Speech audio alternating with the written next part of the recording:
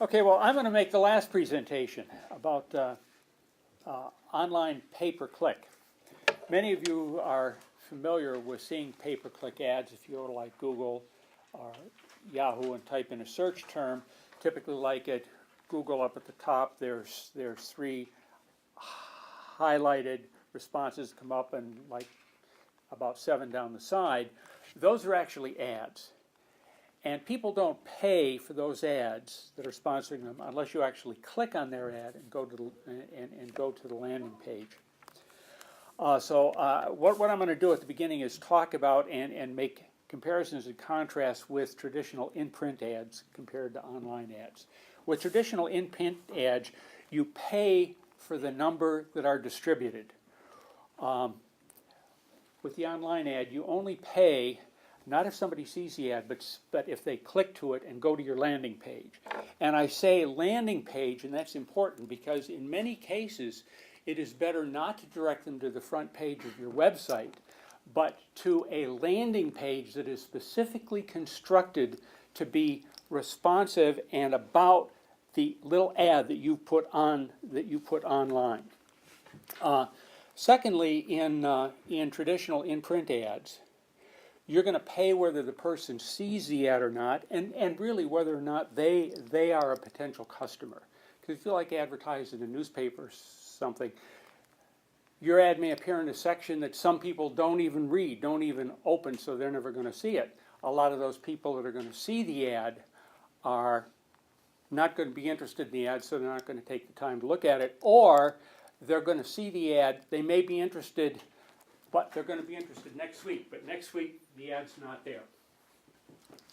When they're online, they're using a search term or search phrase which you've picked out, which is keyed to help you solicit or help you identify potential customers. It doesn't cost you anything if they only see the ad. It only costs you if they actually click on the ad and go to your website. So that's important. With in-print advertising, it's a little harder to target. You can target by publications. There are specialty publications. And let's say you produce something for quilters and your company sells those. Well, there are quilting magazines out there that you go to. But maybe your product for quilters or for scrapbookers or something, if you put an ad in the Arizona Republic, that's probably not going to get a good response for you. It's not a good way to target. But online, you can have the ads related to the specific phrase or term that they cost. Another interesting thing that you can do that many people don't know about is you can target geographically online. And how do they do that? Many of the ISPs assign a computer code when you log in and you're on the internet that identifies where you are geographically. And so if they know that, then like Yahoo and Google can show the ads. If they know that the computer is in that area that you said you want your ads to show up, you can target by zip code, you can target by phone area code, you can say, okay, I'm a local business, I'm here in Sedona, I only want my ad to appear if people live within 25 miles of where this point is on the map. Or in some cases you can actually go in and you can construct a physical map online, and only if the computer's there will they actually do that. And our company has a number of clients that use that geo-targeting very effectively. But a lot of people don't understand that even if you're a local or regional business, online advertising can be very productive. The cost. Typically, if you're doing in-print ads, they're going to be one-time cost, and they can be fairly large. And with online ads, it's very interesting because they're all electronically done, and you can actually set a daily budget, which can be very small. You can end up spending only $5, $10, $15 a day.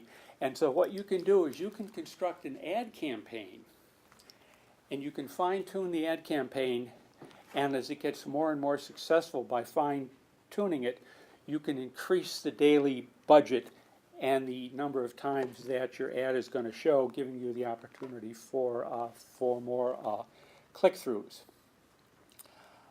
When you're doing traditional print advertising, it can be sometimes hard to track your results.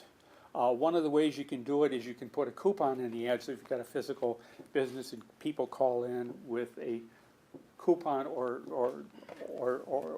they bring the coupon in, you know it came from the ad. In some cases, people set up a special phone number that they respond to, or a special mail address that has a department that's basically the, just identifies the ad. In doing online advertising, you can actually use tracking codes, and you should. And those tracking codes can be used for two things.